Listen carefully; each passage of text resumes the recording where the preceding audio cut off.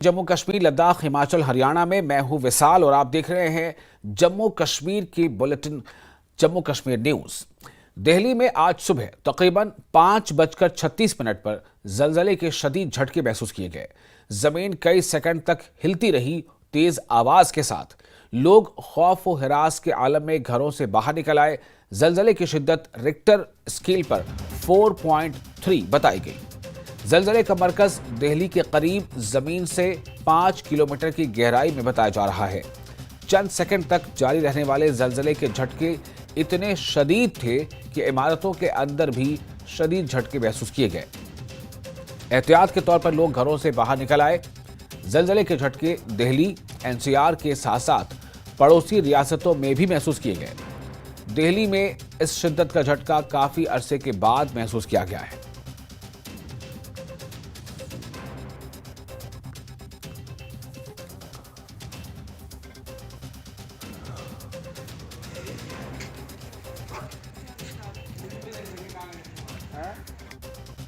Timing तो बहुत कम थी, बट स्पीड बहुत ऐसी लगी जैसे किसी नीचे से कोई ट्रेन निकल के जा रही है।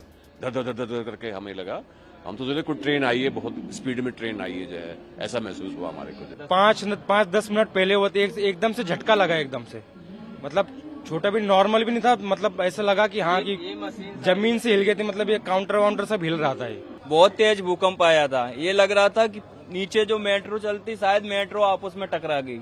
मेरे तो पैर कपने लगे थे, ये सब कपने लगा था, काउंटर भी हिलने लगा था। एक्चुअली अपनी ट्रेन का वेट कर रहा था वेटिंग लॉन्च में, तो अचानक ही 4:37 पे बहुत तेज एकदम लगा धड़ाम जैसा।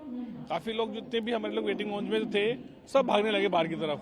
तो देखा कि कुछ नहीं हुआ है, बट सबने रोका। उन्होंने कहा कि एकदम भूकंप आया था। लगा ऐसा सडनली ऐसा कोई ट्रेन गिरी हो ऊपर से, या कोई ब्रिज कोई ऐसा लगा हो कि ब्रिज गिरा हो।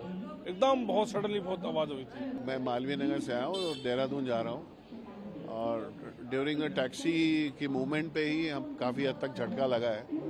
फिर घर से भी फ़ोन आया कि ऐसा ऐसा, मुझे लगता काफ़ी तगड़ा हेक्टेयर का था ये अर्थक्वेक। कुछ लगता है कुछ शराब ही चल रहा है दिल्ली के ऊपर। 2 दिन पहले इतना बड़ा हादसा हो गया स्टेशन पे। अभी घर पे रेडी हो रहे थे जाने के लिए, तो देखा कि एकदम से बहुत तेज भूकंप आया और हमारे सारी अलमारी, फ्रिज और बेड वगैरह सब हिलने लगा। मेरे बच्चों ने भी महसूस किया और हम सब ने महसूस किया।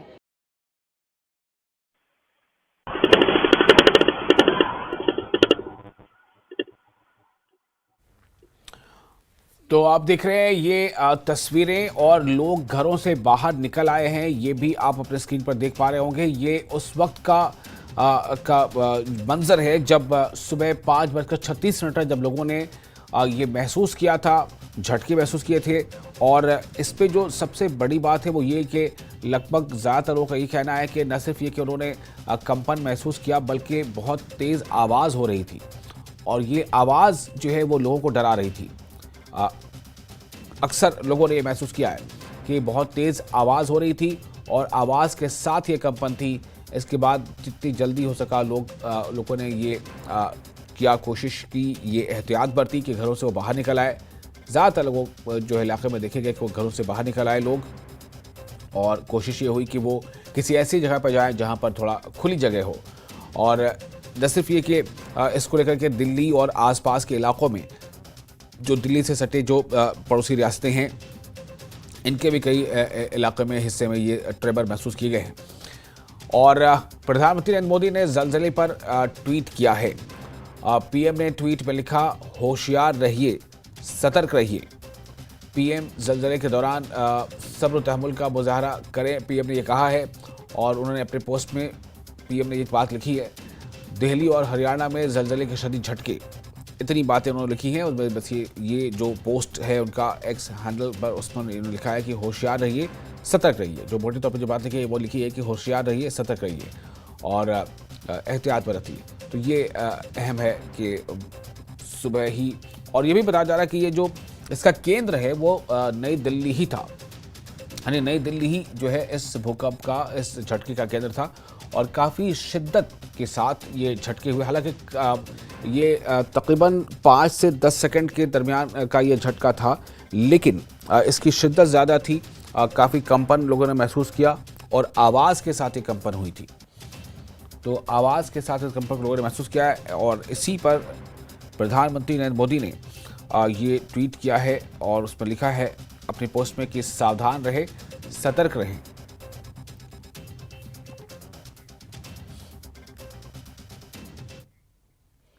श्रीनगर कटरा वंदे भारत एक्सप्रेस का इफ्तिताह मौखर हो गया, यानी पोस्टपोन हो गया है। श्रीनगर से कटरा या कटरा से श्रीनगर तक जाने वाली जो वंदे भारत एक्सप्रेस ट्रेन जिसका इफ्तिताह होना था वो मौखर हो चुका है और इफ्तिताह की मुजव्वज़ा तारीख 17 फरवरी ही थी, यानी कि आज की तारीख में इसे इसका इफ्तिताह होना था, ऐसा माना जा रहा था। लेकिन अब ये आज की तारीख में नहीं होगा। इफ्तिताह की मुजव्वज़ा तारीख 17 फरवरी थी, जो अब मुलतवी हो गई है। ज़राए के मुताबिक जो खबरें आ रही हैं उसके मुताबिक इफ्तिताह की नई तारीख का ऐलान जल्द किया जाएगा। Chief area manager Kashmir railway Budgam के मुताबिक इफ्तिताह के हवाले से कोई तारीख मुकर्रर नहीं की गई है। कुछ ज़राए का कहना है कि अब 21 या 22 फरवरी को, जी हाँ 21 या 22 फरवरी को इफ्तिताह हो सकता है। ताहम इस हवाले से बाज़ाब्ता तौर पर कोई तस्दीक नहीं हुई है।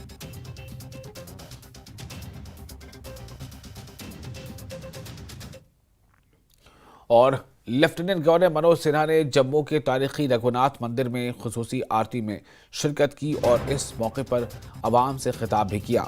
इन्होंने कहा कि जम्मू सिर्फ मंदिरों का शहर नहीं बल्कि भारत के सनातन धर्म की अलामत है और यहाँ के सकाफती विरासत को हमेशा सुनहरे अल्फाज में लिखा जाएगा। अपने खिताब में एलजी ने जम्मू की तरक्की, जदीद रोड और डिजिटल कनेक्टिविटी पर जोर दिया। बिहारी लाल की जय स्वर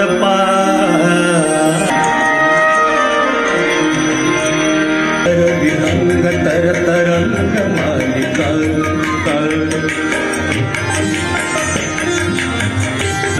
तुलसी तब तीर तीर तुलसी तब गलत जोला। मंदिरों का शहर नहीं बल्कि जम्मू भारत की सनातन संस्कृति की धुरी भी है। जम्मू सनातन संस्कृति की आस्था का भी प्रतीक है। जम्मू सनातनी साधकों का तीर्थ भी है। जम्मू मर्यादा पुरुषोत्तम राम का समर्पण भी है। जम्मू माता वैष्णो देवी की श्रद्धा भी है। जम्मू शिव की प्रार्थना भी है। जम्मू ध्यान और पूजा की अभिप्सा भी है। जम्मू भारत वर्ष का आत्मविश्वास भी है। जम्मू भारत की समृद्ध सांस्कृतिक विरासत का केंद्र भी है। जम्मू भारतवर्ष की दिव्यता का भी प्रतीक है। जम्मू एक शाश्वत प्रार्थना है। जम्मू सनातन परंपरा की आत्मा है और इसलिए मैं मानता हूं जम्मू के बिना सनातन संस्कृति की कल्पना भी अधूरी है। हर एक भारतवासी की आत्मा में जम्मू की पवित्रता उससे जुड़ी हुई है और इसलिए मैं मानता हूं कि आप लोगों ने जो शुरुआत की उससे जम्मू में बहुत बड़े व्यापक बदलाव के संकेत मिलते हैं। आज यहाँ एकत्रित मार्केट एसोसिएशन तथा स्थानीय सम्मानित नागरिकों से मैं जरूर कहना चाहूंगा कि आजादी के बाद से ही चाहे आध्यात्म में योगदान की बात हो या राष्ट्र के एकीकरण का प्रयास हो, सभी अभियानों में जम्मू ने हमेशा मार्गदर्शन के लिए एक नया दृष्टिकोण, एक नई सोच और नए विचारों के माध्यम से इस क्षेत्र को, इस अंचल को और भारतवर्ष को नई दिशा दी। और फिलहाल रुकेंगे छोटे से ब्रेक के लिए, जल्द हाजिर होते हैं।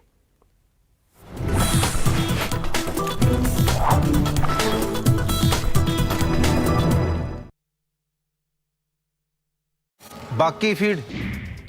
नई दिल्ली रेलवे स्टेशन पर भगदड़ में 18 लोगों की मौत। लोगों ने कहा अचानक स्पेशल ट्रेन के अनाउंसमेंट के बाद भीड़ हुई थी बेकाबू।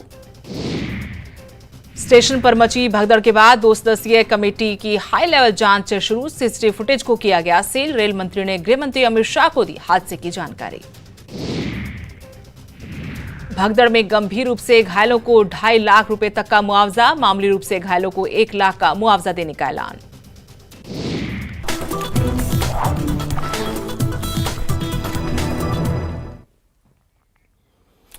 ब्रेक के बाद एक बार फिर आपका इस्तकबाल है न्यूज 18 जम्मू कश्मीर लद्दाख हिमाचल हरियाणा में। आप देख रहे हैं जम्मू कश्मीर न्यूज। पीडीपी सदर महबूबा मुफ्ती ने श्रीनगर में मेंबर साजी मुहिम शुरू की। महबूबा मुफ्ती ने एलजी के जारी करदा हालिया बरतरफी के अहकामात पर तशवीश का इजहार किया। इन्होंने नेशनल कॉन्फ्रेंस हुकूमत से फौरी कार्रवाई करने की अपील की है। महबूबा मुफ्ती ने कहा कि आवाम ने इन्हें इस तरह के मसाइल को हल करने और ऐसे वाक़यात को रोकने के लिए मैंडेट दिया है। महबूबा मुफ्ती ने कहा कि एक तशवीश का इजहार किया गया है कि 2019 के दौरान स्टेक होल्डर्स से मुनासिब तरीके से मशावरत नहीं की गई। उम्मीद की जाती है कि इस बार बिजनेस रूल्स वज़ा करते वक्त तमाम स्टेक होल्डर्स को एक जामे नुक्ता नज़र को यकीनी बनाने के लिए साथ लिया जाएगा। सज्जाद लोन इंजीनियर रशीद को एतमाद में नहीं लिया गया। मुफ्ती ने कहा कि अगर बिजनेस रूल्स मंजूर होते हैं तो ये आर्टिकल 370 और 35A को मनसूख करने के ताबूत में आखिरी कील साबित होगा। महबूबा मुफ्ती ने कहा कि बीजेपी ये समझने की गलती न करे कि कश्मीर में हालात ठीक हैं और अगर सूरत हाल बेहतर होती तो HM और LG यानी कि वजीर दाखिला और लेफ्टिनेंट गवर्नर सिक्योरिटी मीटिंग क्यों करते। महबूबा मुफ्ती ने कहा कि मुजफ्फराबाद राहदारी को तिजारत के लिए जारी किया जाए। महबूबा मुफ्ती ने मरकज से अपील की है कि मामूली केसेस के लिए हिरासत में लिए गए नौजवानों को रिहा किया जाए। दखल का सिलसिला फिर से चालू किया गया है और जो मुलाजमी की टर्मिनेशन वो चालू है। लोगों को उम्मीद थी कि सरकार बनेगी, ये जो पकड़ दकड़ का छापों का सिलसिला बंद होगा, मुलाजमों को टर्मिनेट करने का सिलसिला बंद होगा, मगर ऐसा कुछ नहीं हो रहा है। जो कल 3 मुलाजिम टर्मिनेट हुए हैं उसमें एक कांस्टेबल फिरदौस है जिसको मिलिटेंटों ने जख्मी करके उसके जिस्म में 85 टांके लगे हुए हैं। वो पिछले 2 साल से 2022 से कमरवारी में बैठा हुआ था, बच्चे लेके अपने घर नहीं जाता था। उसको भी मिलिटेंसी के नाम पे टर्मिनेट किया, छापे मारे जाते हैं। जो लोगों को उम्मीद थी कि तब्दीली आएगी, लोगों का बचाव होगा, वो नहीं हो रहा है। अब मेरी गुजारिश है उमर साहब से कि आपको लोगों ने बहुत बड़ा एतमाद दिया है, आपके ऊपर बहुत बड़ी जिम्मेवारी है।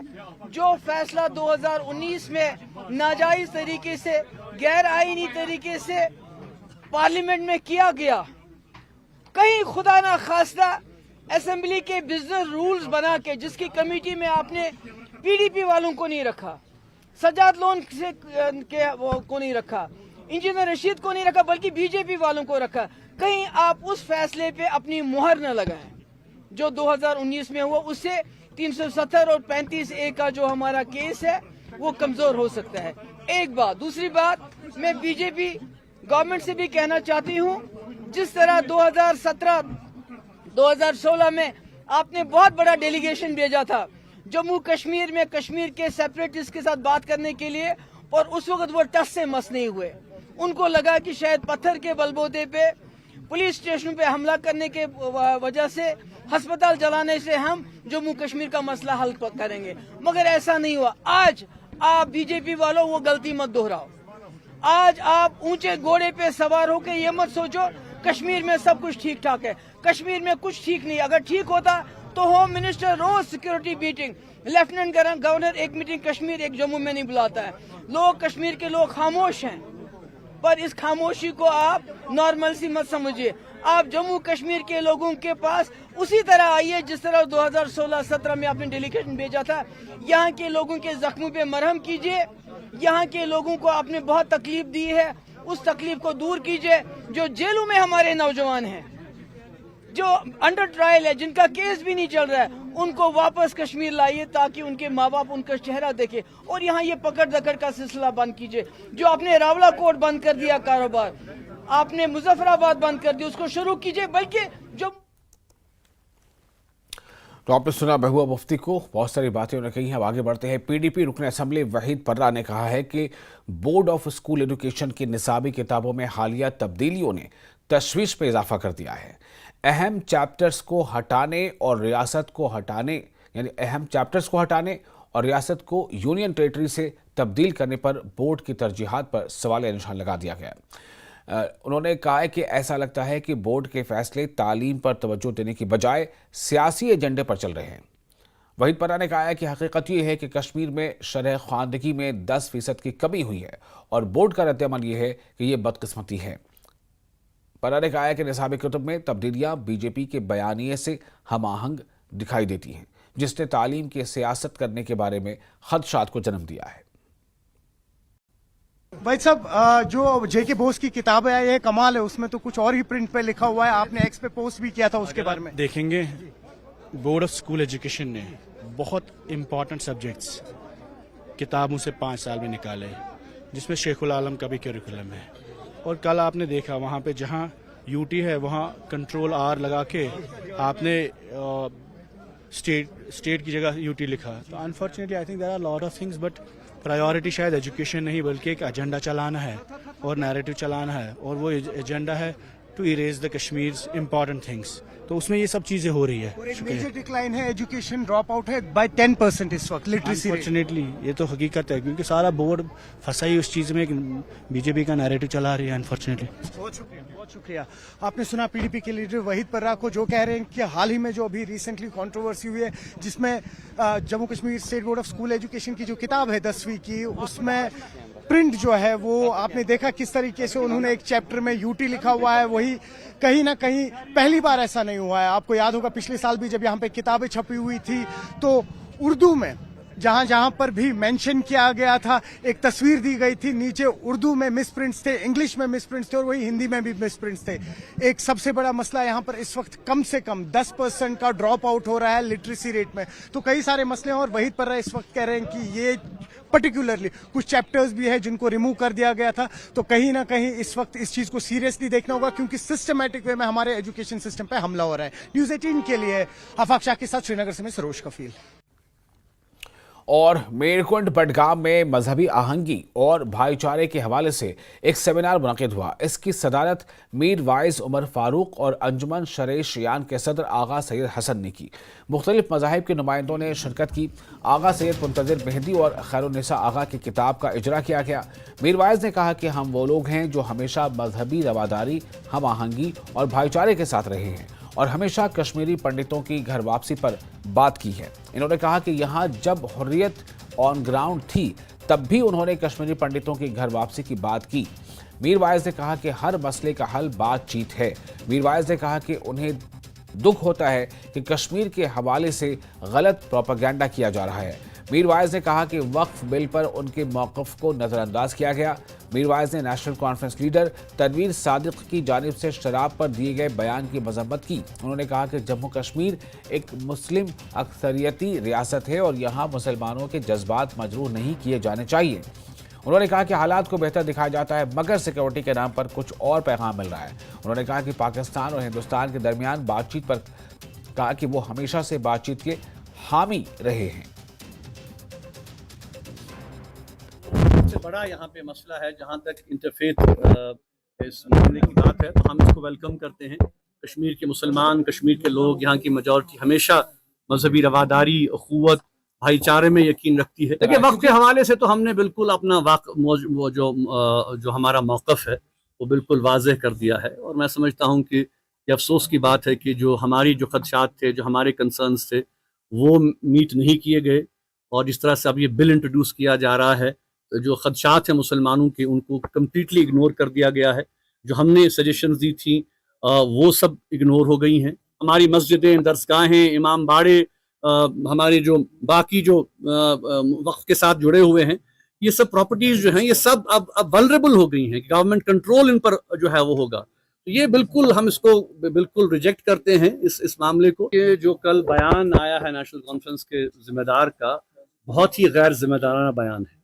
और मैं समझता हूँ कि ये कहना कि जम्मू कश्मीर एक टूरिस्ट स्टेट है और यहाँ पे शराब जो है उसकी इजाज़त दी जानी चाहिए, ये बिल्कुल अफसोसनाक है। हम इसको कंडेम करते हैं। जम्मू कश्मीर एक मुस्लिम मेजॉरिटी स्टेट है और यहाँ पे जो है हमें इन बात का ख्याल रखना है। देखिए, जहाँ तक टूरिज्म का बात है, टूरिज्म तो हमेशा यहाँ पे रहा। जम्मू कश्मीर आज कोई जो है टूरिस्ट रियासत नहीं है। इवन हिंदुस्तान में भी 8-10 रियासतें हैं जहाँ पे शराब पे बैन लगा दिया गया है।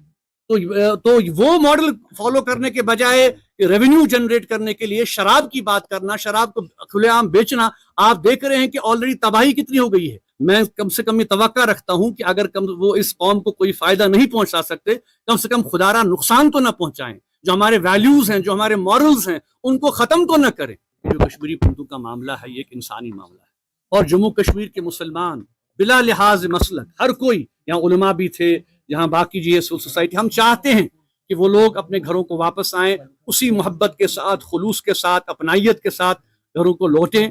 हम उसके लिए बिल्कुल अपना ताउन देने के लिए तैयार हैं, मगर लेकिन उसके लिए हमें जो है एक इनिशिएटिव जो है हमें देखना है, उस पर हम बात कर रहे हैं। हमें अलग से कोई चंक दिया जाए, हमें अलग से कोई लैंड दिया जाए, वो तो नाकाबिल कबूल है। हम तो इंक्लूसिव की बात कर रहे हैं। इनमें से भी एक बहुत बड़ा तबका है जो कि इसी थॉट का हामिल है कि नहीं, हमें मिलकर रहना है। सिस्टमैटिक लेवल पे कश्मीरी मुसलमान मुलाजमीन को नौकरियों से बरतरफ किया जा रहा है, मिलिटेंसी के नाम पर, एंटी नेशनल के नाम पर। ठीक है, अगर कोई इन्वॉल्व है, आप केस कीजिए, आप तफ्तीश कीजिए, उनका भी पॉइंट ऑफ व्यू सुनिए। जिनको आप निकाल रहे हैं, बस एक स्ट्रोक ऑफ कलम से आप उनकी जिंदगियां खत्म कर रहे हैं, उनकी फैमिलीज को आप सड़कों पे ला रहे हैं। ये क्या तरीका है भाई? ये तो अफसोसनाक तरीका है। अब दूसरा मसला आप देखें कि अब तो लिटरेचर पर भी पाबंदी आयद हो रही है। कौन सी किताबें हमें पढ़नी है, कौन सा मामला हमें पढ़ना है, ये भी अब क्या हुकूमत तय करेगी? ये कौन सा तरीक़ेकार है? यही जमहूरियत है। और डिस्ट्रिक्ट डेवलपमेंट कमिश्नर बारामूला ने गुलमर्ग और टंगमर्ग को स्मोक फ्री टूरिस्ट एरियाज बनाने के जारी करते हुक्मनामा पर गुलमर्ग डेवलपमेंट अथॉरिटी के chief executive officer Tariq Hussain ने कहा है कि इस हुक्मनामे पर अमल पैरा होना तमाम स्टेक होल्डर्स और यहाँ लोगों के लिए ज़रूरी है ताकि इस मकाम को नशा मुक्त बनाएंगे। इन्होंने कहा कि जो भी कानून का पालन नहीं करेगा उसके खिलाफ कानूनी कार्रवाई की जाएगी। चीफ एग्जीक्यूटिव ऑफिसर के साथ बातचीत की हमारे नुमाइंदे मुनीर हुसैन हुर्रा ने।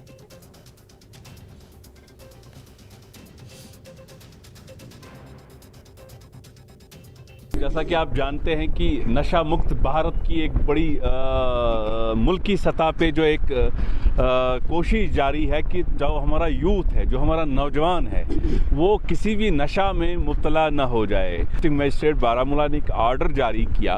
उस आर्डर जारी करने की सबसे बड़ी जो बुनियादी मकसद है वो यही है कि नशा मुक्त भारत का जो अभियान चल रहा है, और उसके अलावा जो गुलमर्ग टूरिस्ट डेस्टिनेशन है, आप जानते हैं कि किसी भी किस्म का नशा जो है वो इस डेस्टिनेशन के लिए, इसकी रूह के लिए जायज़ नहीं है। तो उसी सिलसिले में ये जो आर्डर जारी हुआ है, और हम आपके चैनल के माध्यम से मेरी तमाम ज़ीशूर जो स्टेक होल्डर हैं, सर्विस प्रोवाइडर हैं या टूरिस्ट हमारे आते हैं, वो इस आर्डर का पालन करें। इस आर्डर का जो पालन करना हम सब की एक जिम्मेवारी है। और आगे बढ़ते हैं। मरकजी वजीर किरेन रिजिजू गुलमर्ग पहुंचे। इन्होंने गुलमर्ग में आर्मी के हाई एटीट्यूड वॉरफेयर स्कूल में स्की स्लोप्स पर स्कीइंग की और स्नो बाइक पर अंदरूनी चोटियों का दौरा किया। उन्होंने यहां बनाए गए स्नो इग्लू में भी कुछ वक्त गुजारा। किरेन रिजिजू ने अपनी तस्वीर और वीडियोस अपने ट्विटर अकाउंट पर भी शेयर की हैं। उन्होंने लिखा है कि अपनी मुलाकातों के बाद गुलमर्ग में इंडियन आर्मी के हाई एटीट्यूड वॉरफेयर स्कूल में तबादला ख्याल किया। यहाँ 2 तरबियती प्रोग्राम पेश किए जाते हैं, जिनमें माउंटेन वॉरफेयर कोर्स और विंटर वॉरफेयर कोर्स। उन्होंने लिखा है कि भारत हर हाल और मुश्किल हालात में से निपटने के लिए लैस है।